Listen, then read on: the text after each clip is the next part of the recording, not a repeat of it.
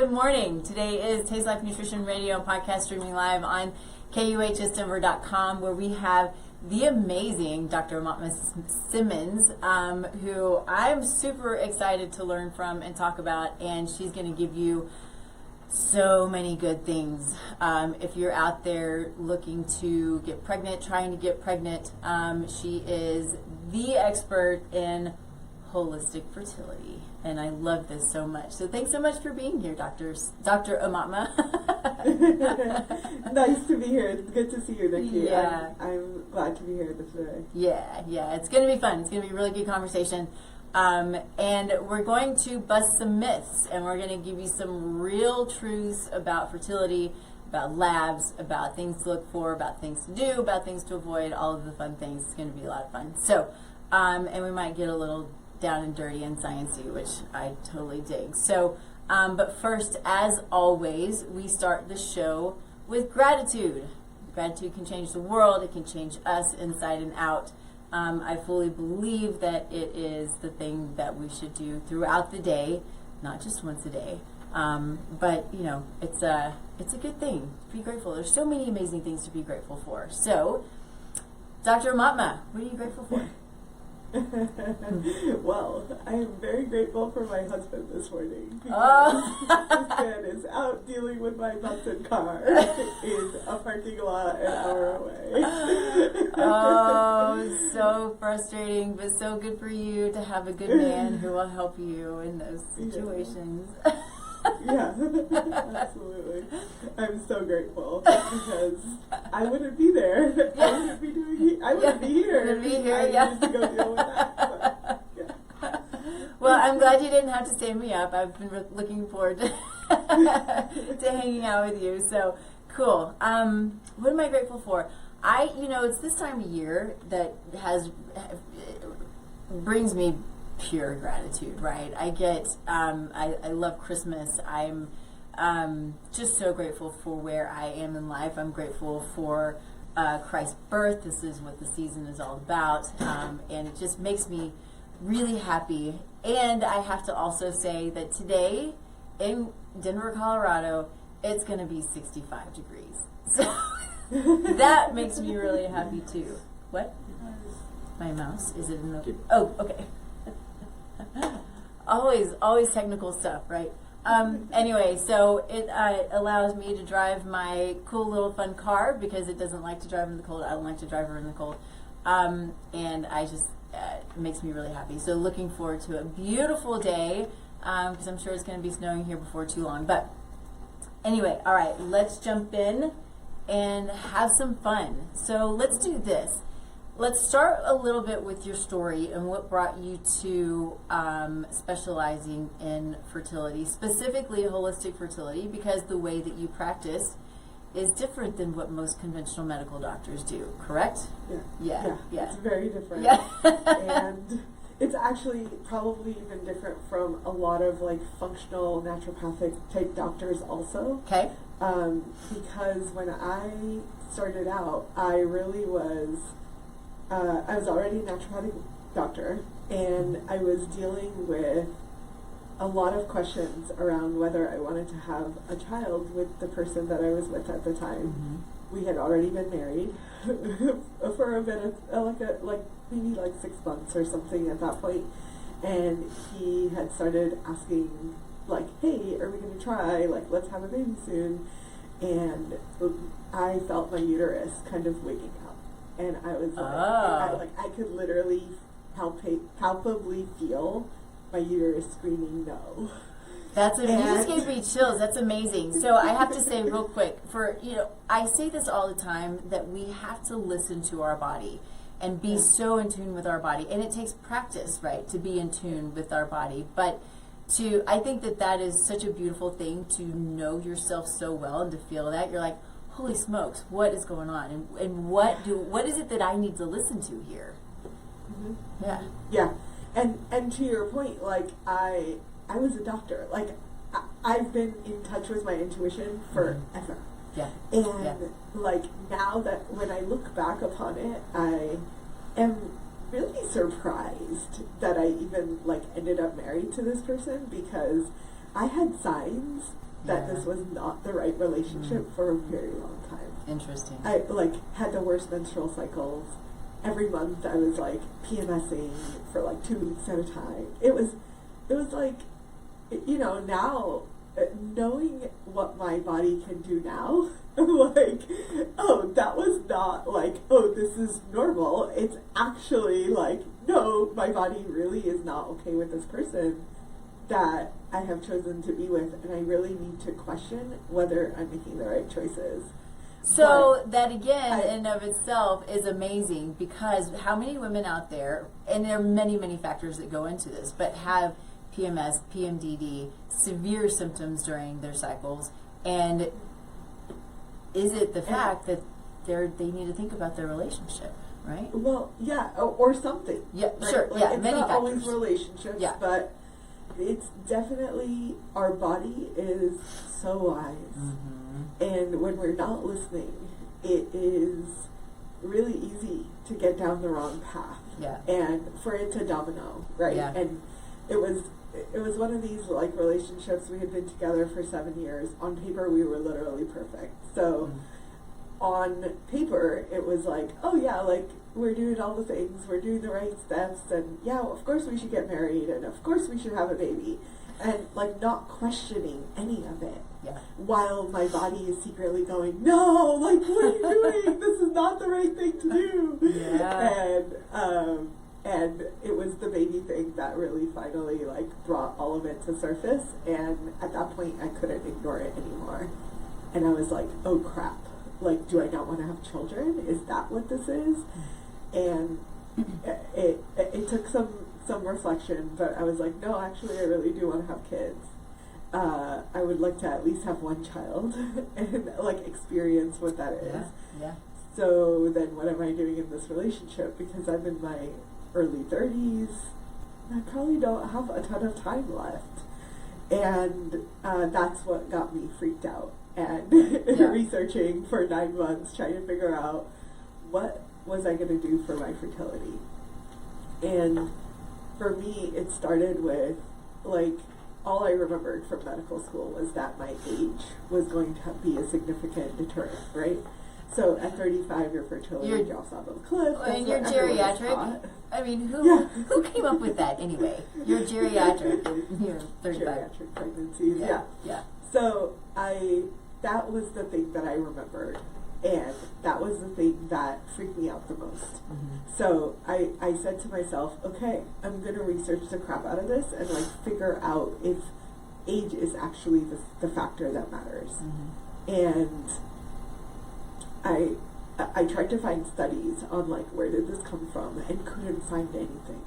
And I was like, wait, like why? Everything that we understand in medicine is research driven. So where's the research on this? Only to realize that there is no research. Now there's like maybe 2 studies, still very little. Oh my goodness. And they haven't found that there's a cliff, right? They're not saying, oh, actually what we're seeing in research is that fertility like massively dropped off at 35. What they're showing is that there's between 25 and 29 and 35 and 39. So they compared 2 age groups, and they compared the time to conception over the course of a year, and there was a 3% decline. And I was like, okay, well, I can live with a 3% decline. Like, I'm not freaking out about 3%. So that was really the starting point of me, like, everything that I felt like fertility was on the foundation of was the age thing. And for me, if that falls apart, everything falls apart. So at that point, I was like, well, everything's fair game then. Because if we're telling people that 35, their age is the reason they're not getting pregnant, but that's not actually backed by anything, then guess what? I'm going to figure out what it's actually backed by. And I'm fine. Like, I can do this.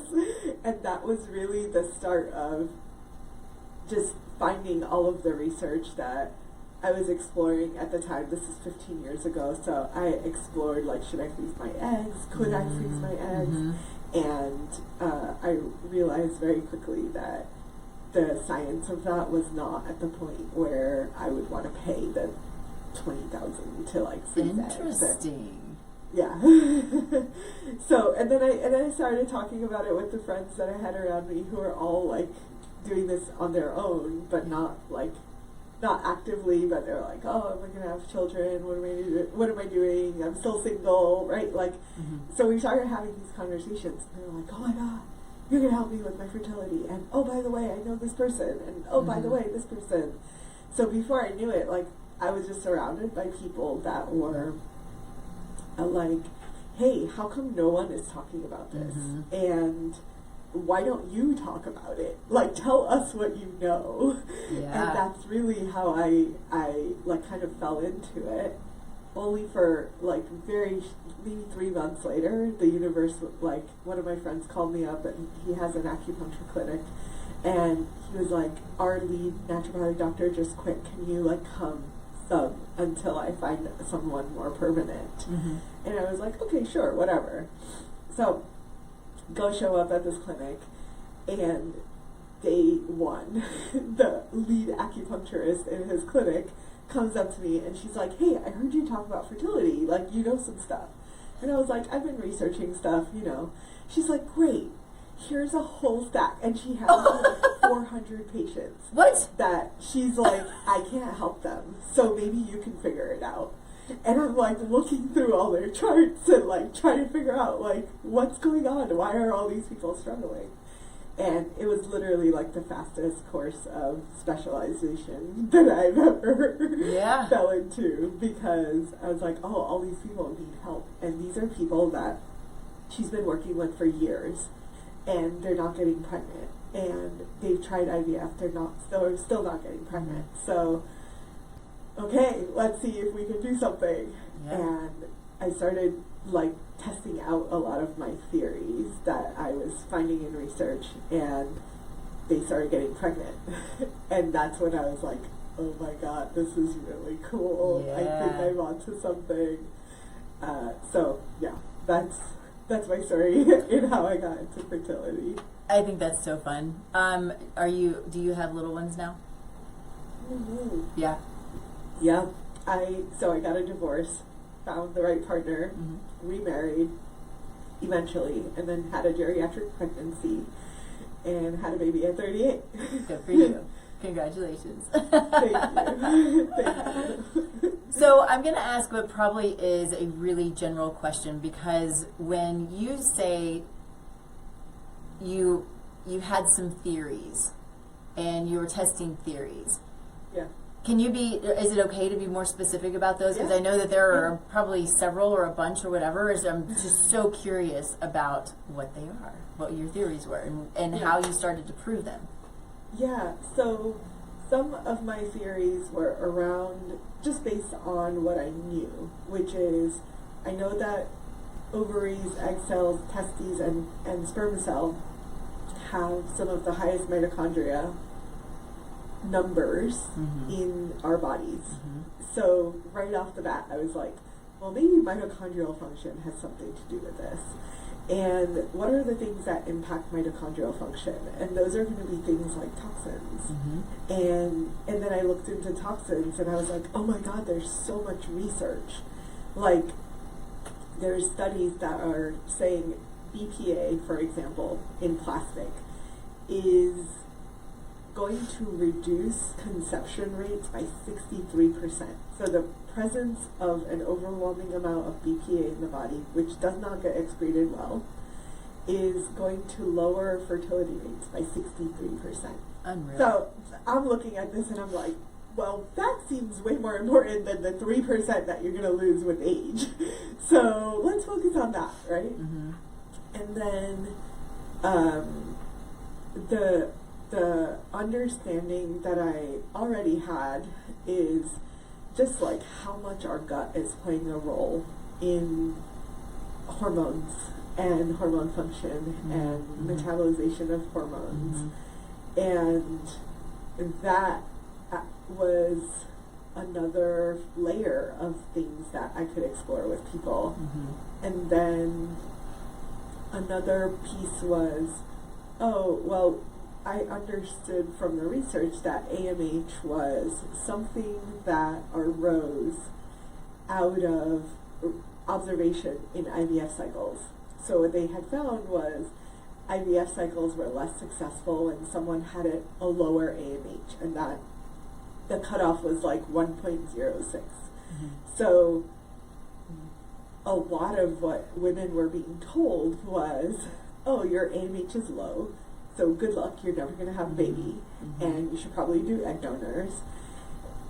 And the theory that I was playing around with at the time was, well, but what if AMH is not the reflection of whether or not you can have a child, but really just a reflection of what's happening in your body? Do you have the right blood flow and circulation? Do you have the right nutrients? Do you, is your body like functioning the way that it should? And is that going to influence whether or not you conceive? And then very early on, I had a 48-year-old who, like, God help me, like, how did I even think, you know, I was just like, I don't care, like, let's just try. Yeah. And her AMH was 0.3 when we started, and in 3 months we retested it and it was 1.3. And I literally was like crying in disbelief, because it's like, that's not possible. Like, she's 48, like, that's just not possible. And I called up a few like reproductive endocrinologists, and one of them like entertained me, so I was like, hey, can we like meet for coffee? And he like met me, which is crazy. Like, yeah. And so I'm like sharing with him what was happening, and he's like, yeah, it's not so much that you created more eggs, because obviously that's not possible, but, and he was like a little bit more naturopathically minded. I had heard of him from like fertility conferences where he was lecturing and stuff, so I was kind of like, he might be more open to this. So he was like, you know what I think is happening, and I don't have a way to prove it, is that maybe what you're doing is awakening egg cells that are kind of sleeping, and you're just waking them up. And I was like, huh, that's a theory that I like. Yeah. So I kept trying it out with more people, and it consistently was like, oh, this is happening. Like, people's AMHs go up. This doesn't always mean that they get pregnant, but it means that they now have a possibility and a chance where previously they didn't, right? And so, real quick, explain, so AMH is anti-Müllerian hormone, correct? Yes, right. yes. And so that is what we have deemed in medicine, right? The main hormone we look at to understand if someone has the ability, it is reproductive anymore or not. So if AMH is low, then no, and that's kind of, that's where you quit until now. And that has been traditionally the case. Even conventional reproductive endocrinologists are getting on board with the fact that AMH alone is not a good determinant of diminished ovarian reserve, which is now the technical term for this. But it's actually a combination of AMH and FSH, according to them. Okay. So what they are saying is that if AMH is going down and FSH is going up, then you are more likely to have lower ovarian reserve than someone who doesn't have that high FSH. Okay. And FSH is a signal from the brain to the ovary that is signaling it's time for you to make some follicles. And that signal is happening in the early follicular phase. If that signal is high, to me, the way I've translated it is like the brain is sort of yelling at the ovaries and saying, make some follicles. Why are you listening to me? Make some follicles. Yeah. And that signal will keep getting higher and higher and higher. in order for the ovary to respond. And I think several things happen if that signal is so loud. One is the obvious, which is it's a signal, it's an indicator that the ovary is not doing what it's supposed to be doing. And then you have to question, like, is it not doing what it's supposed to be doing because it can't? Or because there's a blockage or something in the way that's keeping it from doing it? And that was the question that I started asking, and we can talk more about FSH in a bit. But this connection between FSH and AMH is pretty significant. The other thing that happens is what I would expect to happen, which is if you have a boss standing over your shoulder, yelling at you, screaming at you, like, why aren't you working faster? Why aren't you producing? Then you're probably not doing your best work. So I think that it's another indicator of potential egg quality issues. And so now you not only have potentially low reserves, you also, if your brain is doing this yelling, are likely to have poorer quality. And that is a pretty significant factor in whether or not you're going to get pregnant. Probably more of a factor than how many eggs you have. Interesting. Yeah. So cool. I've encountered it within the last couple of months of a couple of women who have been told that they are early menopausal, right? So like at 40 and 45. And I just sat there and, they had their AMH tested. I did not know to look at FSH also, but, they were told, there's no chance for you, you're done, kind of thing, which is, heartbreaking for those who aren't ready to be done. But I just keep questioning, I'm like, is this really the case, right? And so it's not my specialty, but I have to go, there's, kind of the same thing. What is it that's creating the problem? Why is there an early failure? Because in my mind, we still have to go deeper. And can it be reversed? Maybe, maybe not. But you have to ask why, and you have to address what's going on, right? Yeah. Exactly. And the thing about FSH and AMH, the flip side of it, which is, I did have a few people that were told they were menopausal, and one of the early ones was like 43, and her FSH was like 150, 128, something like over 100, very, very, very high.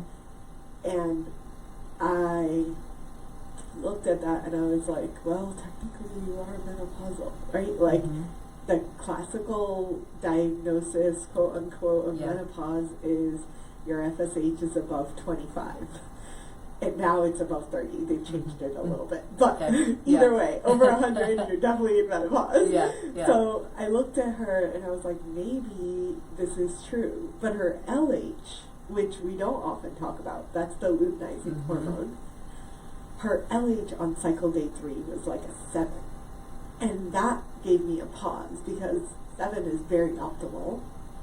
And I said, well, if FSH is this high, why isn't the LH also doing a similar thing? Like, may not be going higher as quickly, but it's not going higher at all.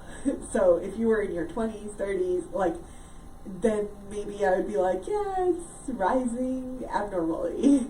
And hers wasn't. And then the other weird thing about her was her AMH was like 1.8. And I was like, you still, like, AMH is saying you still have eggs in your ovaries, yet the doctor's like, you're in menopause, there's no way. They're like, maybe we can give you some egg donors or whatever, but no, it's not happening. And she had been through 3 failed IVF cycles, and I said to her, I think the FSH is a weird one. And I started asking her a lot of questions about her history and what was going on when she was trying to conceive. And she's like, oh, my father passed away like 3 years ago. And I didn't know it then, but I was like, that's a pretty big stressor. Mm-hmm. And they had started trying to conceive around the same time, and it just wasn't happening, and all of these things. So I was like, well, what if we tried to lower your stress and how your body was physiologically responding to the stress? Mm-hmm. And this is a different kind of stress. It's not like stress that you can change. It's a very like Mm-hmm. emotional thing Mm-hmm. to go through. And I had lost 2 parents by then, so I kind of knew what it felt like. Mm-hmm.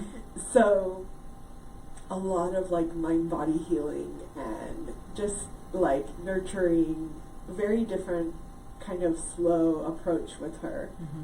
And her FSH, like we would check it every other month, and it was going down steadily until we got to like an FSH of 11. And I was like, I think we're good. Like, Wow. I think we should go and try to get pregnant. And it took about 9 months, honestly. Mhm. Like it was Mhm. one of the longest cases that I had to work with. Yeah. But I was like, I think you guys should try. And they got pregnant very quickly after that. And they had a very healthy baby. And then a year later, they were like, hey, what about number 2? Yeah. And I was like, I don't know if we can do number 2, but we can try. Like, let's see what happens. So my question would be, sorry to interrupt you. Yeah, no. So is there data showing that FSH and cortisol is connected? No. And so have you seen this more regularly now? So there's a pretty obvious connection with the two. Yeah, and I was saying all of that to say we probably are still not evaluating ovarian reserve and like the diagnosis of early menopause very efficiently because there's I think all 3, honestly probably all 4 hormones need to go together. It's AMH is gone down, and how far down is dependent on who you talk to, but for me it's below 0.1. So that's the point of like, yeah, probably the point of no return there. Yeah, yeah. But if we have something, there's something for us to work on. The other is that FSH has gone up, and maybe it's above 25. And simultaneously, LH has gone up at least above 10 or 11 or 12. So I think that the FSH and LH have to be responding in the same way for it to be like true menopausal. Yeah. And then the last one is estradiol, and estradiol usually goes down in menopause. So in perimenopause, you'll see it go up a lot. So estradiol will be like in the hundreds and the 200s. I've seen it as high as like 380. And then it will crash down. And if it's below 20, you're probably closer to menopausal. And that doesn't mean it, like, we have to evaluate each person as an individual, because we take like so much liberty with saying, oh yeah, it must be menopause because you're 40. And it's like, oh, maybe not. Right? And like I have these multiples of cases where all of those things didn't click into place. There was a woman that had an AMH of 0.1, told by 3 different fertility doctors that they were not going to do IVF. There was no way. She needed an egg donor. She came to see me, and her FSH and LH were below 3. And I was like, that doesn't quite fit. Yeah. Yeah. And she's 32. So I was like, something not quite right. Yeah. And sure enough, like none of her numbers changed when I was working with her, but they got pregnant 6 months after working with us. And her numbers had a didn't healthy change. baby. The numbers did not change. That Wow. was the weirdest thing. I freaked out because 6 months after working with her, I was like, great, I think we're good. Like, your cycles are better. When she started with me, she was having a 1-day bleed, and like barely anything. Yeah. It was like mostly spotting. So when we were working together, she ended up with like a 3-day healthy flow, red blood, like she was menstruating very well. Her basal body temperatures were more optimal. There was a few other things that I was tracking that were really good. And then we got her day 3 report, and I was like, nothing's changed. Crap. I like freaked out, and I was like, I don't know what I missed. Why did anything change? Yeah. I expected this AMH to go up. Yeah. And that very cycle, literally like 2 weeks later, they got pregnant. That's amazing. And so I was like, okay, I can't even. Yeah. Right? Like, Yeah. I can't,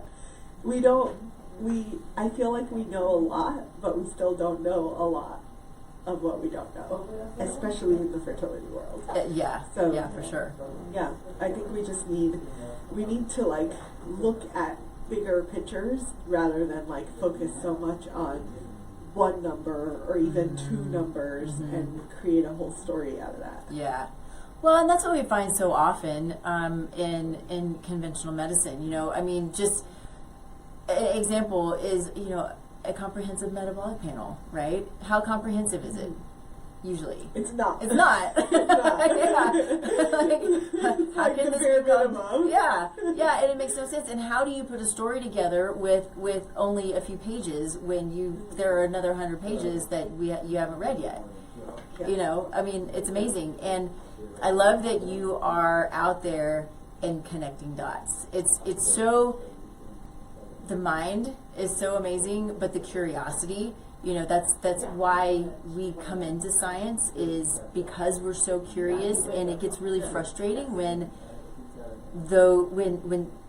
so many lose that curiosity, you know, and it's like, okay, this is where it is, and this is what it is, and it doesn't change, and this is my world, and this is how we treat you, you know, like, but that's not right, you know, things are going to change, and sometimes we're wrong when we figure out, you know, keep figuring out more and more. Anyway, I think it's really amazing what you're doing. It's very exciting, and gives me a little bit of ammo, right? Again, this not being my my specialty, but when someone, like I said, it's been 2 months. I've had 2 people come to me who are younger and should not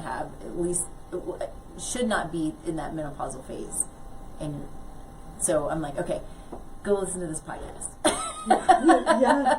yeah, absolutely. There's more to do. And like, and you now know, like, hey, let's look at a few more values and put together, like, does this make sense? Does it fit? Are all of these things changing at the same time? If they are, then probably menopause, even if it's early. But if they're not, then, and I find that there are a higher percentage of people for whom it's not the case. That's where, you know, I feel like the hope is there, because it's like, well, most people don't fit the bill. Yeah. And if they don't, then I'm like, well, I can't guarantee that this is going to work. But it gives me enough pause to say, let's look at your adrenal function. Let's look at if you're metabolizing your cortisol properly. Let's figure out if your melatonin is normal. Like so many questions that we conventionally don't have answers to. And because conventional medicine is often only looking at reproductive hormones, it's such a narrow vision of what's actually going on in the body. And we really have to like expand to, how does the thyroid impact fertility? How does the adrenals impact fertility? How does the pineal gland impact fertility? Right? Like, and those were, going back full circle to where we started, like a lot of what I was thinking early in my career, 15 years ago, was really these questions of like, well, I know from naturopathic medical school that everything is connected, but what does that mean when it comes to fertility? And what can we actually influence? Like, what are the levers that we could be pulling to get the outcome that we want? In the fastest, shortest amount of time. And that really is what I've been obsessing over for a very long time. Good for you. That's awesome. I have so many questions, but I'm kind of amazed that I know you have a hard stop and we're going, I have 15 more minutes. I'm like, okay. Yeah. Let's do more. So let's do this. So I have two things. And so I think I'm going to let you choose because one, I think it's important that we make sure that we discuss men and their fertility. I mean, there's so much I want to discuss. But I also love, because this is what we call the show, is, fertility myths. And so I think I want you to choose which one you want to talk about, because I have about 5 things I want to talk about. Okay, we can fit in both. Okay. I think another myth is that fertility is a female problem. Yeah. Right? And it's not. We know that it's not. And actually, I just went to the National Convention for Fertility Doctors. It's like a very conventional convention. Yeah. And it was the first time that I sat through these lectures and was like, oh my God, this is what I've been saying for so long. Like, are you guys hearing this? And just awesome. like so excited that like 15 years later, I finally feel like conventional medicine is waking up to the fact that we've been onto something. And those lectures were around environmental toxins and the connection to fertility, and I'm sitting there like, duh. Right? Like, this research has been Welcome out to the for show. at least 25 years. Yeah. So you're not saying anything new, Yeah. but it's great because conventional doctors are now, hopefully, they were in that room and they're more aware. There were only 30 people in a hall full of like 150 seats. There were 30 people in that lecture. Wow. That's crazy. Like, shouldn't this be packed? This should be the one that's packed. So unreal. There's that, but whatever. Hopefully they'll keep doing these talks, and more doctors are going to wake up. Oh my goodness. And then the other piece is around. There was a really good talk on he actually, I don't know if you've seen this, it was like a viral TikTok video that then went viral on Instagram, and it was basically this guy, a very young guy, saying, my wife is going to carry this child for 9 months. The least that I can do is 9 months of preparation to make sure that child is healthy, that she has a healthy pregnancy, she doesn't get preeclampsia, gestational diabetes, and he was essentially saying that male health impacts the pregnancy more than what the female is going to do. And literally this doctor like threw up that video, and he was like, he played it and he was like, I'm about to tell you why everything this guy says is actually true. This is not a TikTok like idiocracy, you know, whatever. Yeah. And I was like, I got so excited because this man literally stood up there for an hour and was like, here's a study on sperm health, impacting preeclampsia, impacting whether or not the child is going to be healthy and get early childhood diabetes. Just like every single thing was, the man is responsible. And we're not testing the guys. We're really not going beyond sperm health. So we're missing so much on the male side that medicine is going to need to catch up with, because the research is there. It exists. Fascinating. So yeah, men's health is so important. Male fertility has been on a massive decline for the last 70 years. What is it, 60%? Is it still about 60%? Yeah. Yeah. I mean, that is mind-boggling. Yeah. Isn't it? It's crazy. It's crazy to me. And the funny, not funny thing about it is that we keep lowering the bar. So of course people aren't waking up to the fact that, oh, you're actually way out of the norm or way out of optimal, because the norm, quote unquote, is getting lowered. So where 70 years ago we would have expected sperm morphology to be like 10 to 12%, maybe 14%, now we're saying, oh, sperm morphology at 4 is totally fine. Unreal. And I've seen like guys with 1 to 2% normal morphology, being told, oh, your sperm are fine, that's not a problem. And I'm like, only 1% of your sperm are remotely normal. That should be a red flag. It's for really anybody. scary. Yeah, for sure. Yeah. So things like that I think that because Western medicine is so focused on the one solution for fertility, which is IVF, and IVF can kind of compensate for the fact that guys have poor sperm morphology, because they can literally look under a microscope and say, oh, let's kick out all the abnormal sperm and we'll just take all the normal ones and stick them with the egg and hopefully they'll do their magic. Yeah. And that is true. That's a bypass. The problem is that when a guy has 1% sperm morphology, no one is pausing to say, why? Why does he have 1%? That's not normal. It's like saying, oh, only 1% of your body has to be functioning well. Only 1% of your heart function needs to be good for you to be good and healthy. Yeah. Like, we wouldn't do that in any other part of our body. But, 1% sperm morphology? Sure, no problem. Let's take it. We'll take it. And we'll tell you that you're fine, you're not the problem, and it's not you that's causing the fertility issues, when in fact, it is you. Yeah. Unbelievable.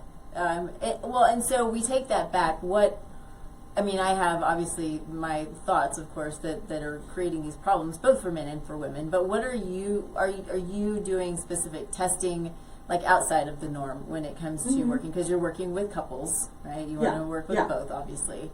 What are you checking? Are you doing toxin testing? What are you looking at? Yeah, so I want to, when a guy, we will start with semen analysis and what we call the male fertility panel, which basically is, honestly, keeps getting closer and closer to the female panel, believe it or not. So it's like CBC, complete comprehensive metabolic panel, insulin, blood sugar, A1C, thyroid, like a full thyroid picture. That changed recently. We were just doing TSH, and then there was some new research that was like, oh, actually men have Hashimoto's just as much as women. As much? Testing them. Really? As much. Oh, fascinating. So I was like, oh crap. Yeah. Wasn't testing them. Yeah. So that was interesting, and like kind of a more recent change to actually throw antibodies into their analysis. Then we have a homocysteine, which is a marker for methylation. So good. And I know that was one of your things. And methylation actually has a significant effect on male and female fertility. So if someone is not methylating properly, if they have epigenetic issues, they are going to spit out more higher levels of homocysteine. It's like the byproduct of a pathway gone awry. So we test the homocysteine because it's $5, and why wouldn't we? Well, that's the I have had doctors say, no, I'm not. If I send it out, right, I'm not testing homocysteine. She's too young. I'm like, what? I see it. Yes, and I see it elevated.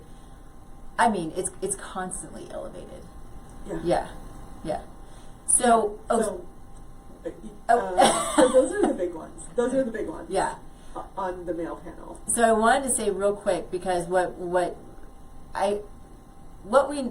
women are often hanging on to, and men too to a degree, but what women often catch when it comes to now these markers like the MTHFR marker, it's essentially a genetic marker, but there's a lot of fear around it. It's like the first one to like come out into the world, and everybody's like, oh, I've got the MTHFR. Well, most people have the MTHFR, but it's an understanding of that and what it's actually doing and how it's impacting you. And so homocysteine is one of those that we can look at that can help us understand methylation. And it does impact fertility, but it's not like it's a scary thing. It's how we're made. We just need to know it and manage it. Yeah. Right? You're going to adapt for most of it. Yeah. Most of it, yeah. Yeah. So, yeah, like if someone has high homocysteine. There's actually these studies were out maybe 10 years ago already, and it was hyperhomocystinemia, the technical term for high homocysteine levels in men, was a key relevant indicator to whether or not the woman was going to have a pregnancy that lasted full term. Wow. Meaning, would she or would she not have a miscarriage?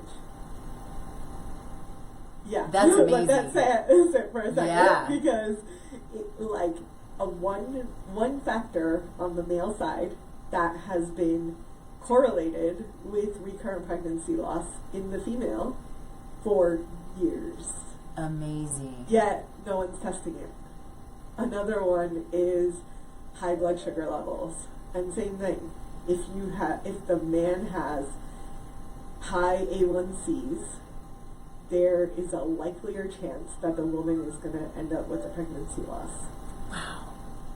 So, yeah, to the guy who created this TikTok video, like, absolutely spot on, is that, of course, men should be part of this conversation. Of course, they should be doing the things that are going to support the woman having a healthy pregnancy, because at the end of the day, you guys are a team, and fertility is a team sport. Like, this is not something that one side or the other can do solo.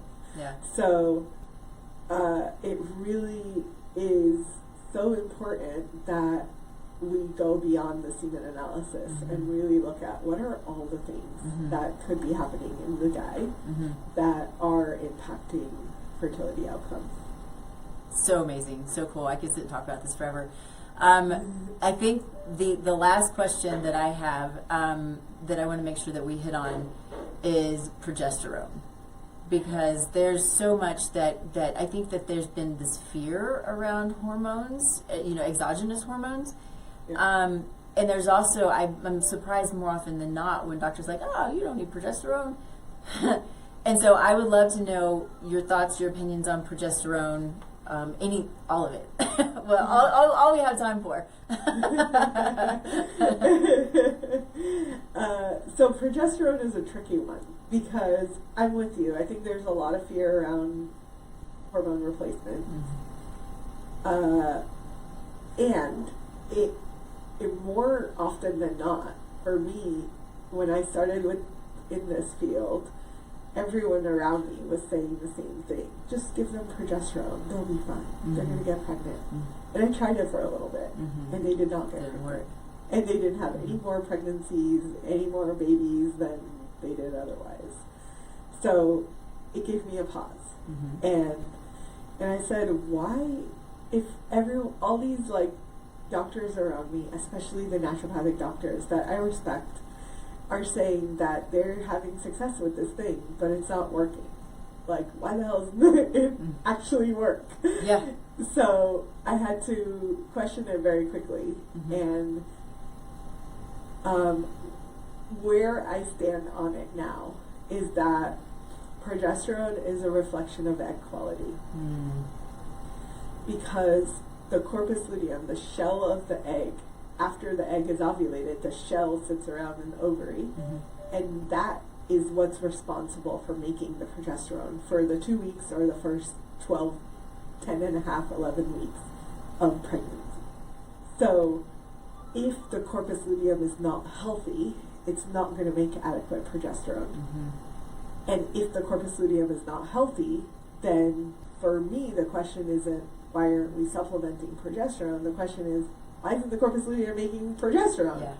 Yeah. Right? So it has come to, for me, like, I use the progesterone values in blood. We test it after we've done our process around, like, let's optimize as much as possible, let's get the basal body temperatures right, and then let's test your progesterone. And if your progesterone is low, we're not giving you progesterone.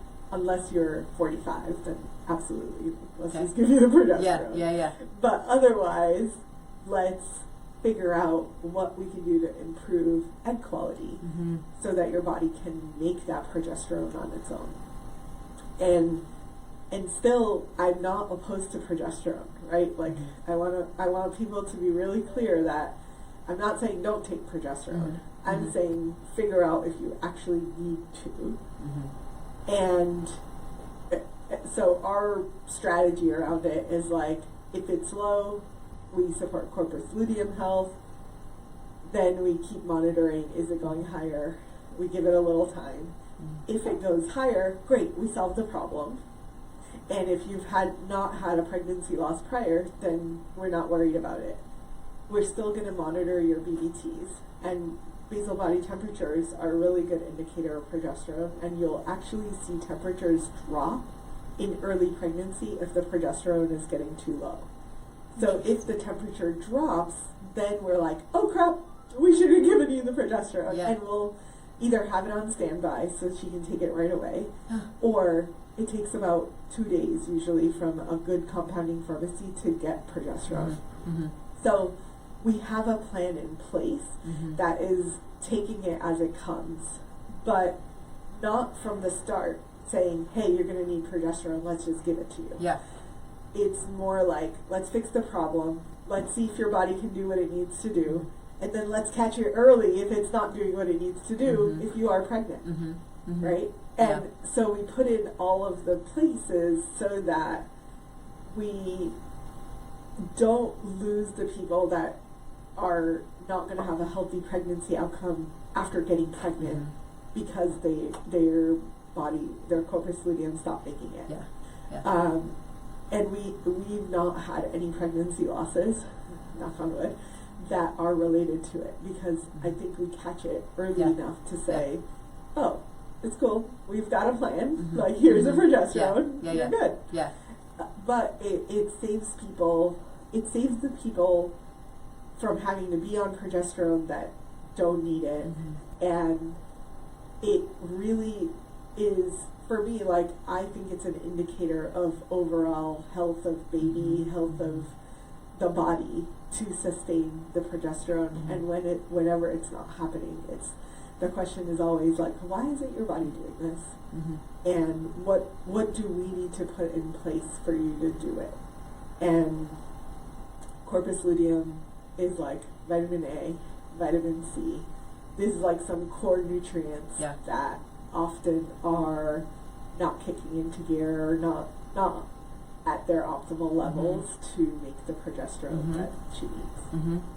That's amazing. I mean, it's foundational, and it's the I think what most of us in this world preach is you got to always ask why, and there's usually you just got to keep asking. There's a deeper and a deeper and a deeper reason, and it's amazing. And I don't want to keep you because I know you've got to go. We've got 1 minute after, so. If you would tell everybody how you can be found, and I think it would be amazing to have you on again. It'd be a lot of fun. You're just full of goodness. I love it. So how can people find you? The best place is Instagram at Holistic Fertility Doctor. Awesome. And all of her stuff is in the posts and be linked to the show and that kind of thing, so you can find her. But we will go ahead and stop here. And you know you got to go.